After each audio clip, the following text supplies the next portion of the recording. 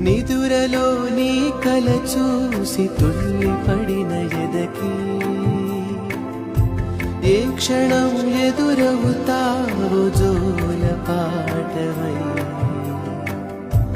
ఆకలని అడగక ముందే నోటి ముద్ద నువ్వై